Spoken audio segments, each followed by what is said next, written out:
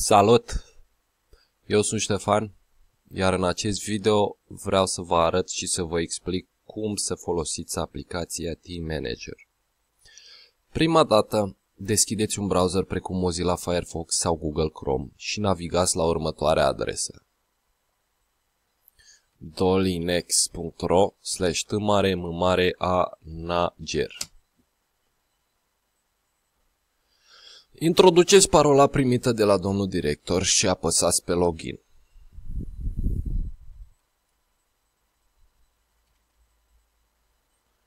Ar trebui să fiți redirecționat către o pagină asemănătoare cu cea pe care o vedeți acum. Să vă explic ce aveți de făcut în continuare și cum să o faceți. În fiecare zi, după ce ați extras Z-ul din casa de marcat, trebuie să introduceți valoarea bonului în această aplicație. Pentru a introduce valoarea, căutați în calendarul din pagină căsuța zilei curente. Această căsuță va avea fundalul verde, după cum vedeți și aici. Dați un click pe căsuța respectivă pentru a face vizibil câmpul în care puteți introduce suma. Aici introduceți valoarea bonului și apăsați OK sau Enter. Voi trece 1000. Observați că dacă ne uităm din nou la căsuța cu ziua curentă, apare suma introdusă de dumneavoastră. Dacă ați făcut o greșeală, dați din nou click pe aceeași căsuță și introduceți valoarea corectă.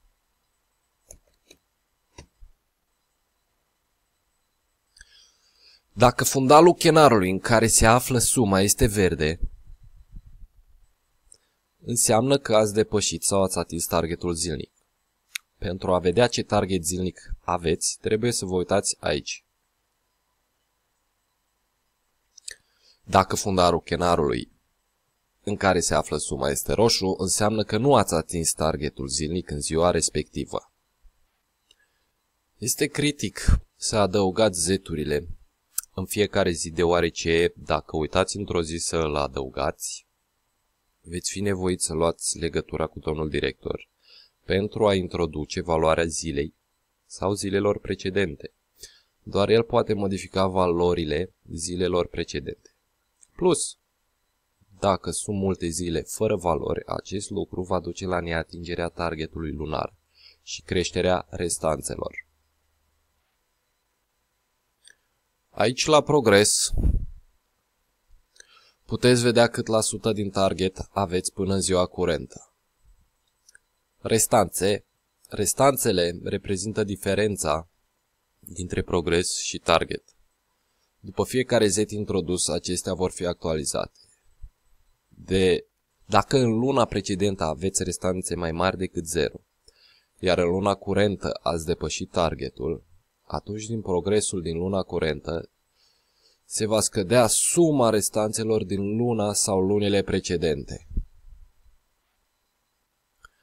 La target anual puteți vedea targeturile lunare pe anul curent și progresul per lună făcut, acolo unde există un progres, bineînțeles. Tot aici se poate vedea suma totală a targeturilor și suma totală a progreselor pentru anul curent. Dacă doriți să vizualizați intrări pe o lună anume, dintr-un an anume, o puteți face printr-un click pe săgeata asta, sau asta, sau dați click aici și introduceți data la care vreți să navigați. Eu o voi folosi pe cea din exemplu. 05.2016. Bun, și am fost redirecționat către mai 2016. Pentru a vă întoarce la luna curentă, dați click pe zi curentă. Bun. Acum să vă vorbesc puțin despre calculatorul de venit. Avem un link aici care, în momentul în care va fi accesat, veți fi redirecționat către un calculator de venit. Vă rog să dați linkul de aici doar persoanelor care lucrează în același punct de lucru cu dumneavoastră. Dacă să presupunem că tu ești șef de magazin la Roman și dai linkul ăsta unui coleg dintr-un punct de lucru din Piatra Neamț, iar acesta își face un calcul Colegul din Piatra Neamț va fi indus în eroare, deoarece va număra oile altuia.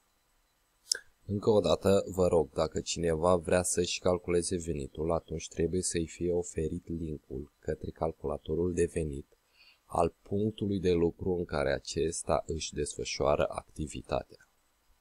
Să vă explic cum funcționează. Să presupunem că eu lucrez la Sanitare Piață și vreau să văd ce salariu iau luna asta. Mă duc la șeful de magazin și îl rog să îmi dea linkul către calculatorul de venit sau să mă lase 30 de secunde la calculatorul de la casă. Pentru a apăsa linkul unui coleg, nu trebuie decât să dai click pe calculator venit aici și să îi dictezi linkul de aici sau îl trimiți prin Skype sau orice altă metodă vă vine prin cap. Bun. Să facem un calcul acum. În căsuța aceasta am să introduc venitul meu lunar net. Și dau click pe calculează venit. Ok. A apărut și rezultatul și vedem că suma introdusă de mine este salariul țintă, iar salariul activ este sub salariul țintă. Motivul pentru care salariul activ este mai mic decât salariul țintă este următorul. Progresul lunar al punctului de lucru în care lucrez eu este sub 100%, după cum se vede și aici. Asta înseamnă că eu ar trebui să iau 92,04% din salariul net, adică suma introdusă de mine în calculatorul de venit. Nu vă panicați! Dacă în zilele următoare crește progresul, atunci și salariul crește. De dragul încurajării am să fac o intrare fictivă pe ziua curentă care va face progresul să fie peste target. Voi introduce 56.943.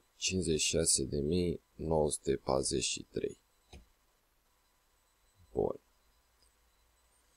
Ok, deci în momentul de față avem 30% peste target.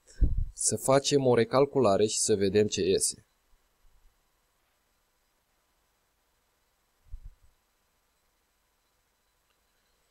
Bun. Observăm că salariul a crescut cu 30% din salariul net, plus un extra bonus de 5%, tot din salariul net, adică 35% din salariul net. Cam asta a fost. Sper să nu fi omis nimic.